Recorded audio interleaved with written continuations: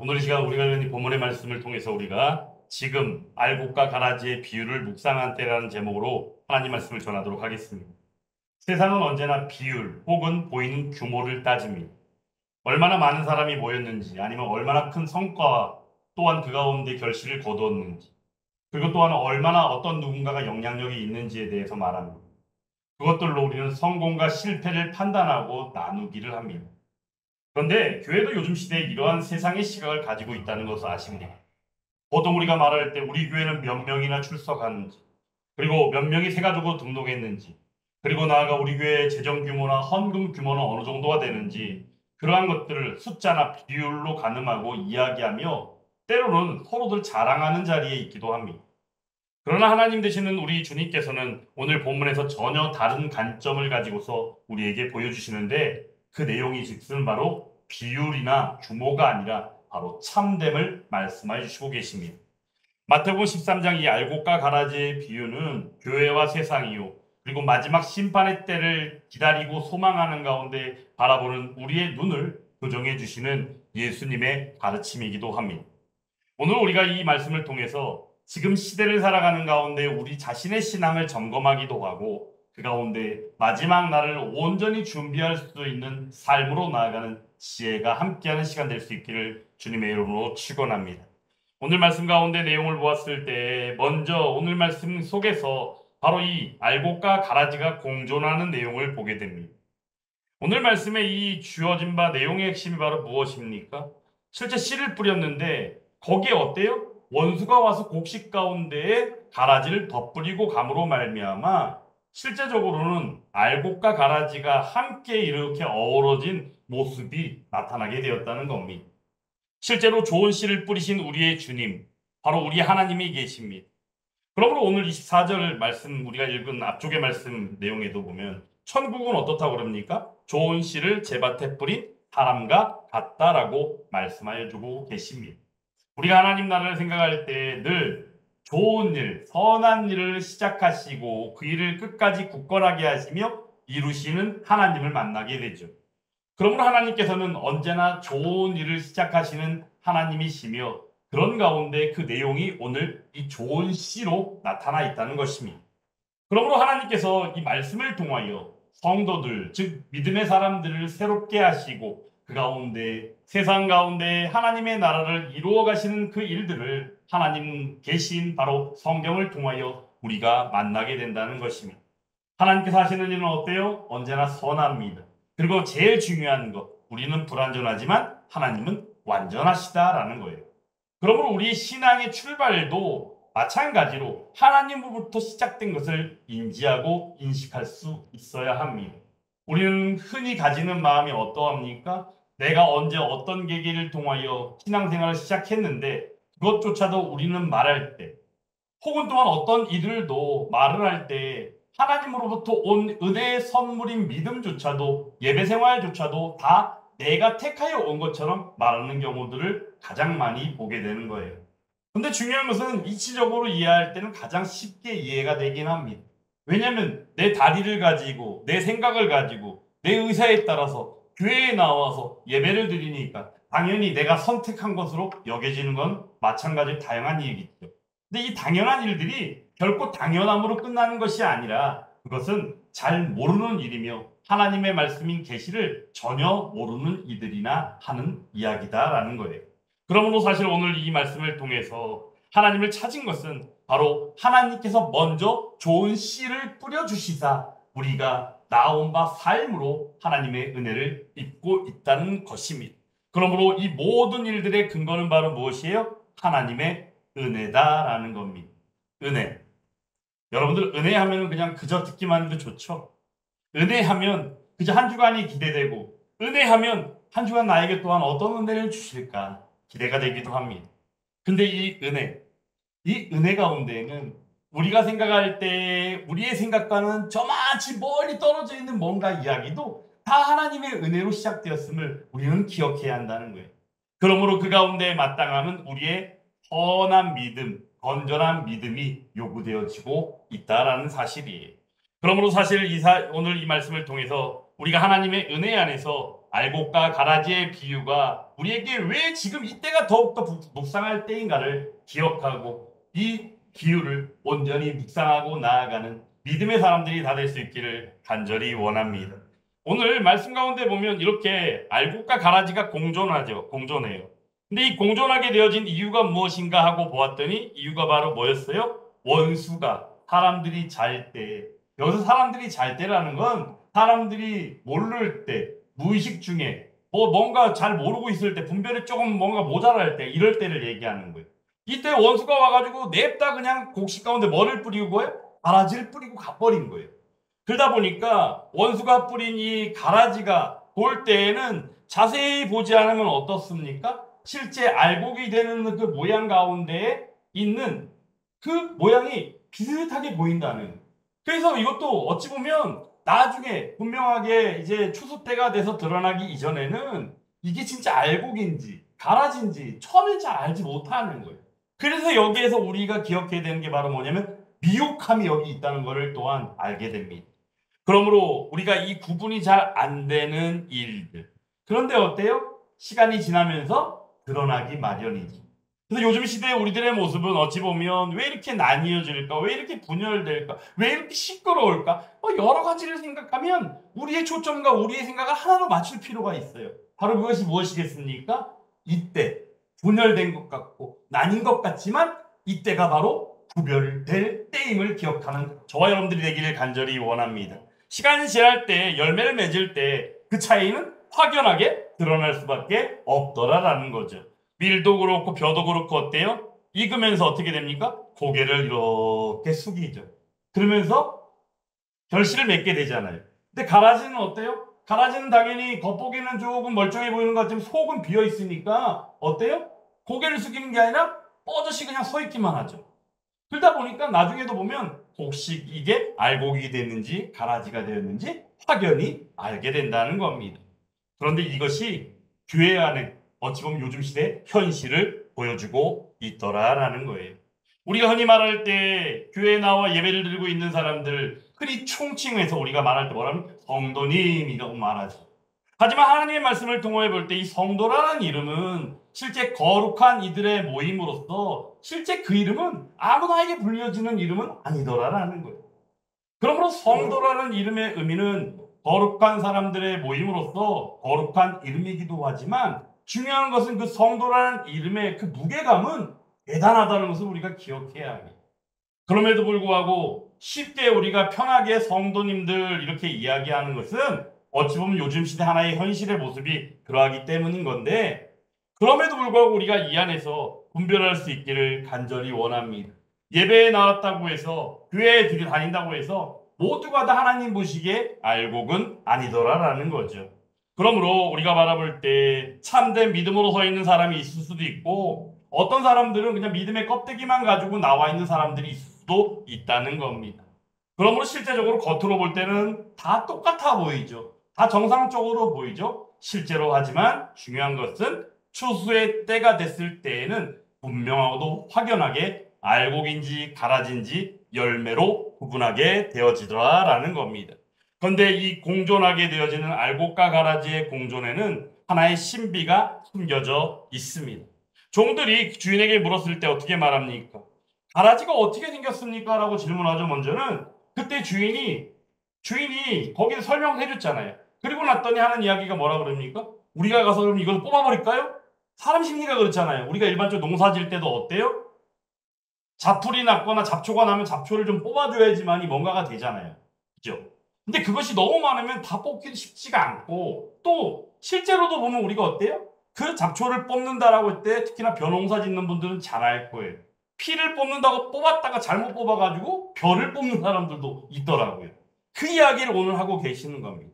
주님께서 우리에게 말씀해 주십니다. 29절 말씀 같이 한번 읽어보겠습니다. 29절입니다. 주인이 이르되 가만두라 가라지를 뽑다가 곡식까지 뽑을까 염려하노라. 아멘. 우리가 흔히 생각할 때 이런 생각하죠. 하나님께서는 왜 악인들을 형통하게 내버려 두십니까? 왜 하나님께서는 악인들을 심판하지 않으십니까? 하나님은 전능하신 하나님인데 악인들의 그 불의함을 보시고 우리의 속이 시원해질 정도로 한 번에 팍! 왜 안 되십니까? 우리는 생각할 때 있잖아요. 근데 실제적으로 하나님께서는 그렇게 안 하신다는 거예요. 실제적으로 교회 안에도 믿음을 가지고 나왔다라고 하고 오늘도 예배를 드리러 나왔다고 하는 이들이 있습니다. 여러분들이 늘 말씀드리는 내용 중에 하나 특이한 게 뭐가 있어요? 이단이나 사입이 빠져 있는 사람들도 보면 그들이 하는 말이 똑같아요. 그래도 예수를 말하고 예배를 얘기하고 교회라고 얘기한다고.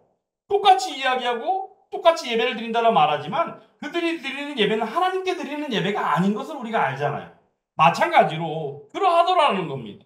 그런데 하나님께서는 그들을 그대로 내버려 두셔요. 일단은 왜? 첫째는 하나님의 때가 아직 아니기 때문이에요. 근데 그 하나님의 때가 언제 드러났냐? 추수 때에 나타난다는 것을 말씀을 통해 보게 되는데 먼저는 그러면 왜 그 가라지같이 보이는 것들 악인들을 뽑아버리지 않으실까?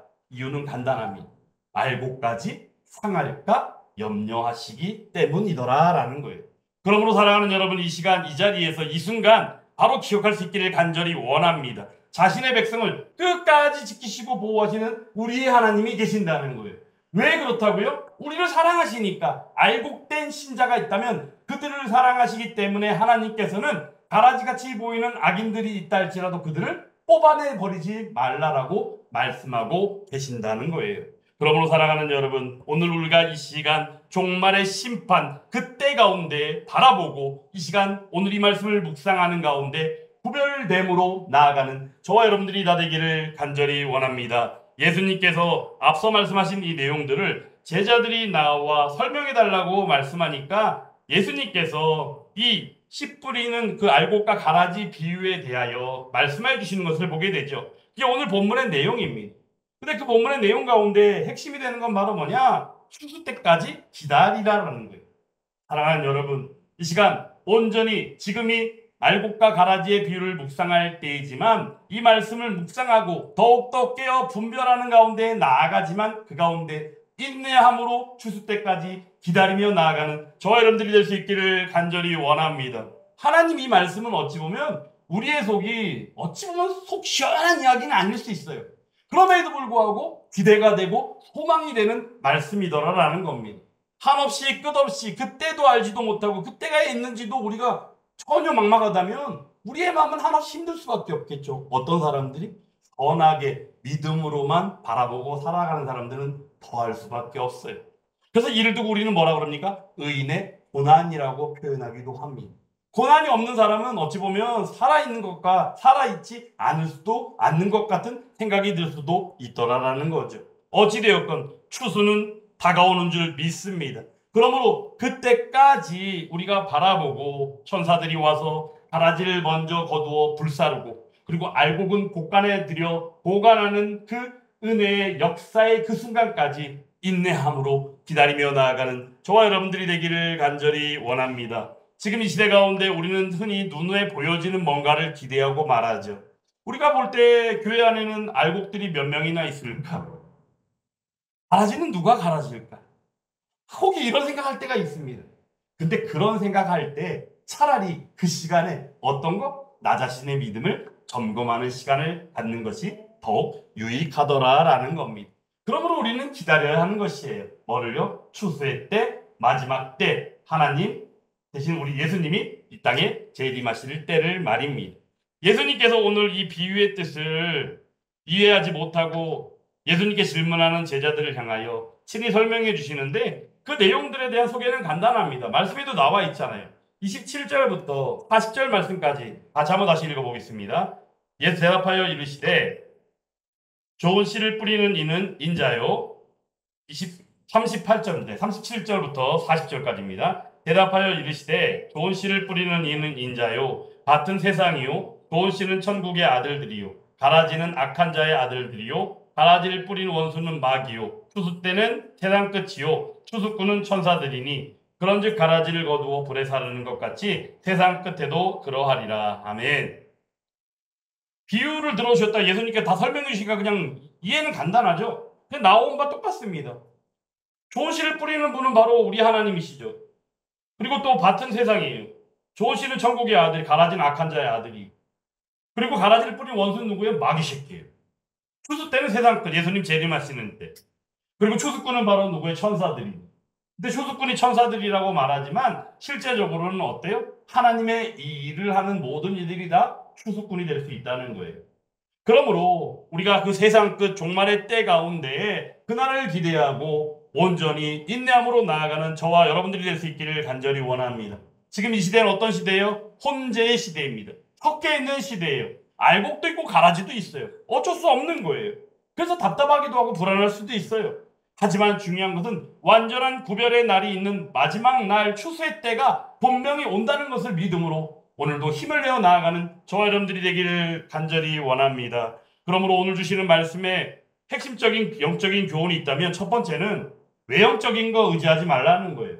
그냥 본질이 되는 믿음만을 바라볼 수 있기를 원합니다. 요즘 시대의 교회를 보면요, 가장 큰 유혹이 뭐예요? 외형적인 거잖아요. 그죠?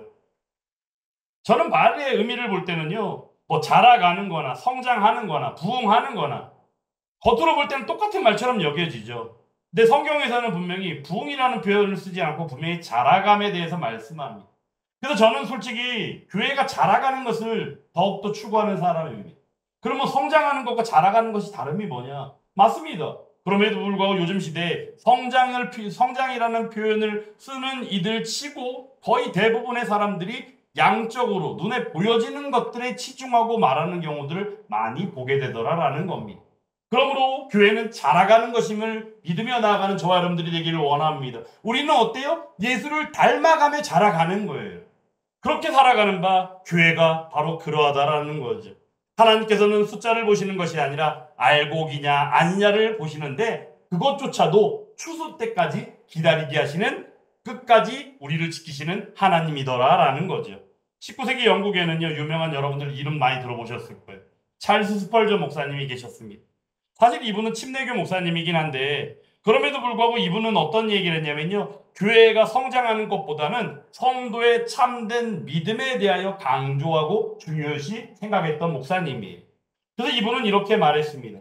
하나님께서 나에게 100명의 진짜 그리스도인을 주신다면 1000명의 이름뿐인 신자들이 있다 할지라도 그것보다 나는 앞선 믿음의 성도들을 더 귀하게 여기겠다라고 얘기했다는 거예요.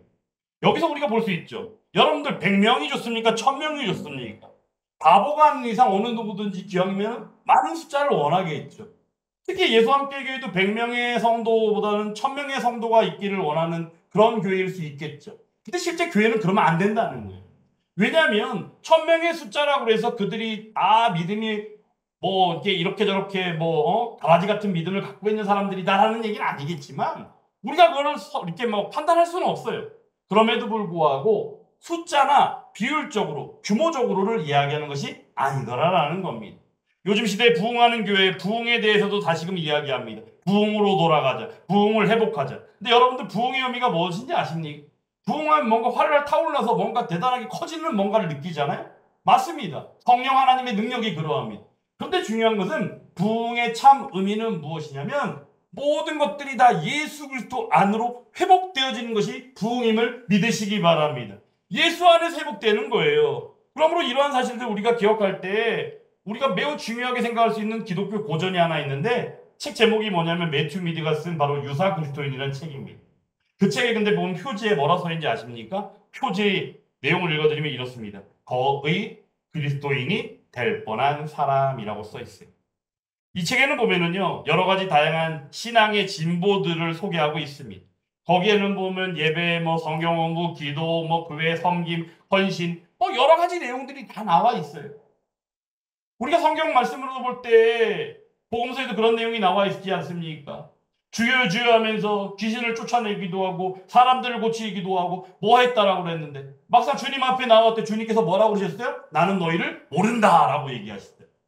그러므로 우리가 눈에 보여지는 뭔가에 치중하는 것은 결코 옳은 것만은 아니더라라는 거죠.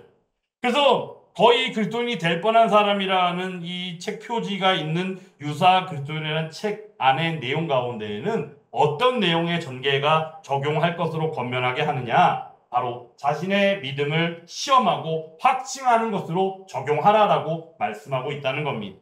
우리가 고린도후서 13장 5절 말씀 가운데 보면 너무나도 우리가 잘 아는 말씀이 나와 있죠. 너희는 믿음 안에 있는가 너희 자신을 시험하고 너희 자신을 확증하라라고 말씀하고 계십니다.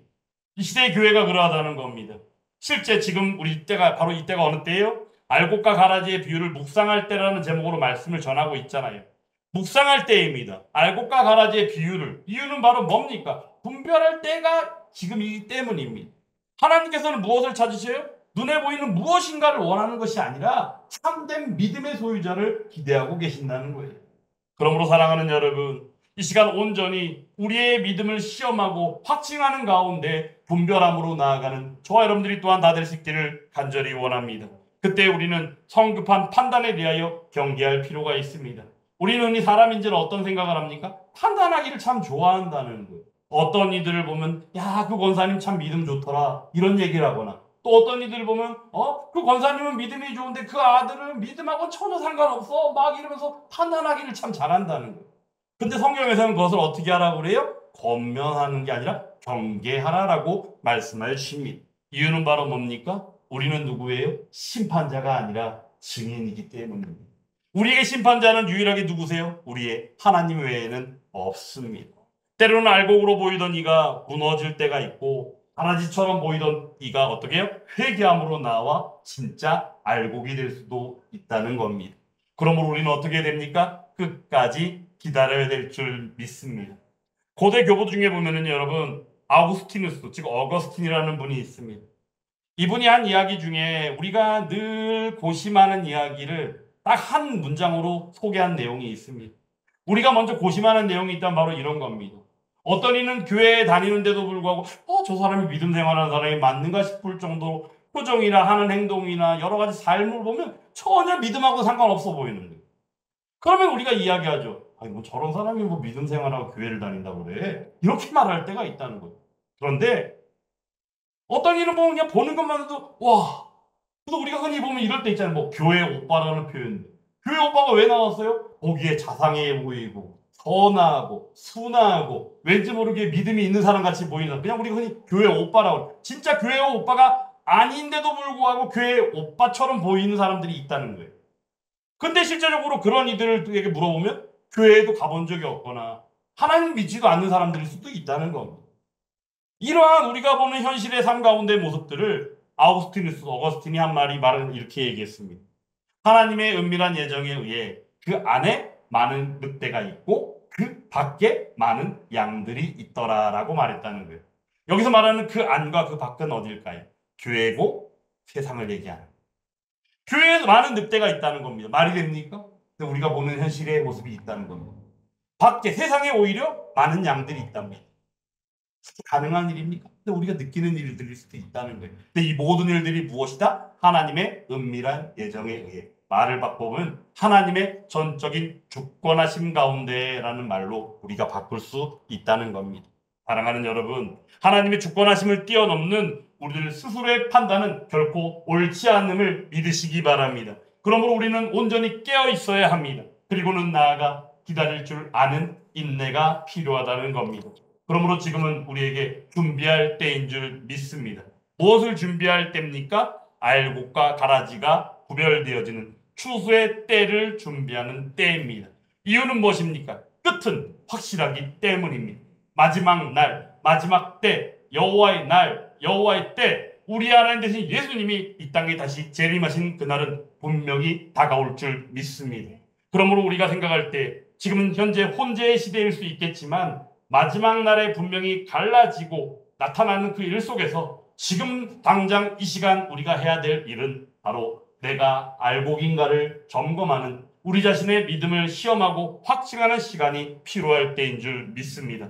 말씀과 기도로 깊이 뿌리며 나아가기를 원합니다.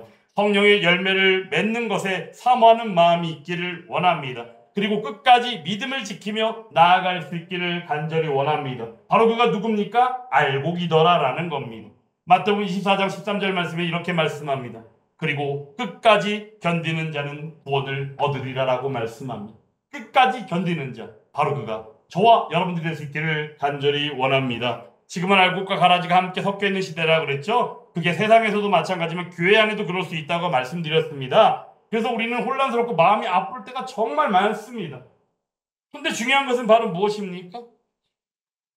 우리가 주일을 예배 오전에도 말씀드릴 때 어떤 말씀 전했어요? 길을 잃은 세상을 바라볼 때 그리스도인은 어떤 생각을 해야 된다고 그랬어요? 긍휼의 마음이 있어야 되고 복음 진리를 수호하고 전하는 마음이 있어야 되고 또 소망의 마음이 있어야 된다고 말씀드렸잖아요. 그래서 오늘 본문의 말씀을 통해서 우리에게 주시는 말씀의 핵심은 바로 뭐예요? 추수 때가 반드시 오리라 라는 이 말씀의 단언이에요. 그래서 그날을 바라볼 때 우리는 기다릴 수밖에 없다는 겁니다. 하나님의 공의가 완전히 드러나며 의인들은 하나님 나라에서 해같이 빛나게 되어지는 그 역사를 기대하고 나아가요. 그래서 눈앞에 보이는 것들에 마음을 빼앗기지 마시기 바랍니다. 눈에 보이는 뭔가 숫자와 규모, 뭔가에 치중하고 나아가지 않기를 바랍니다. 언어적으로 얘기할 때 이 눈에 보이는 것을 보다라는 개념이 바로 우상이라는 말이에요. 하발림. 히브리어의 하발림이라는 표현, 즉 이게 눈에 보이는 무엇인가. 근데 중요한 건 이 히브리어의 하발림이라는 표현은 헤벨이라고 하는 헛된이라는 것도 왔지만 실제 이 우상이라는 말이 우리가 잘 알고 있는 신약에 와서 헬라어로 얘기할 때 에이돌로라는 표현을 쓰는데 여러분들 아이돌 들어봐요. 아이돌. 그죠? 요즘 젊은 시대 젊은 친구들 아이돌이라고 그러면 다 막 그냥 박수 치고 좋아들 하잖아요. 그 아이돌이 뭐냐면요. 눈에 보이는 것을 보다라는. 그래서 그게 우상이라는 뜻이에요. 아이돌. 에이돌로. 그러므로 이 시대에 우리가 그러한 것들을 마음을 빼앗기지 않는 게 매우 중요하다는 겁니다. 마음을 빼앗기는 게 결국 뭐예요? 우상을 숭배하는 거랑 똑같다는 겁니다. 그러므로 오늘 이 시간 우리가 알곡으로 서는 것에 집중하고 나아가는 저와 여러분들이 되기를 간절히 원합니다. 오늘 말씀 가운데 맨 마지막 부분에 뭐라고 하십니까? 맨 마지막 부분 43절 말씀에 의인들은 자기 아버지 나라의 새와 같이 빛나는데 그러므로 우리에게 뭐라고 그러셔요? 귀 있는 자는 들으라. 이게 중요한 거예요. 귀 있는 자는 들으라. 오늘 말씀에서 주시는 하나님의 권면이자 명령이라는 겁니다. 마지막 날 주님 앞에 서는 그 순간에 우리 모두가 다 함께 주님의 곡식 창고이자 보물 창고이자 바로 그 하나님 나라에 들어서는 알곡으로 서게 되기를 간절히 주님의 이름으로 축원합니다. 그렇게 나아갈 때 우리는 하나님 이루시는 그 나라를 지금도 경험하고 있지만 앞으로 임할 하나님 나라를 함께 목도하고 확증하는 가운데 하나 되게 될 줄 믿습니다. 그러한 교회, 예수 함께 교회, 그 가운데 함께하는 성도 바로 여러분, 저와 여러분들이 될 수 있기를 주님의 이름으로 축원합니다.